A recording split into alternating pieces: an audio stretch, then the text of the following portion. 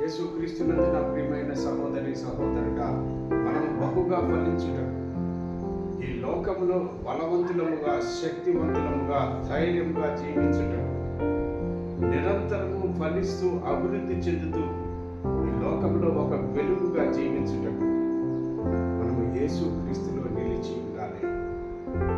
అప్పుడు యేసుక్రీస్తు మనలో నిలిచి ఉంటాడు, మనలను బలవంతులుగా చేస్తాడు. ఆయనలో ఉన్న సమస్తము మనకు అనుగ్రహిస్తాడు. ఏ విధముగా అయితే తీగ ద్రాక్షావల్లిలో ఉంటేనే ఫలిస్తుందో, అదే విధముగా నరమాతృలమైనటువంటి మనము కూడా పరిశుద్ధుడు, మన ప్రభువు, మన రక్షకుడు, మన మంచి కాపరి అయిన యేసుక్రీస్తులో ఉంటేనే ఫలించగలుగుతాం. ఆయనలో నిలిచి ఉండటం అంటే ఆయన మాట ప్రకారము, ఆయన ఆజ్ఞ ప్రకారము జీవించడం. పరిశుద్ధుడా, దేవుని కుమారుడా యేసు ప్రభువా, ఈ వీడియో చూసిన ప్రతి కుమారుడిని, కుమార్తెను ఆశీర్వదించండి.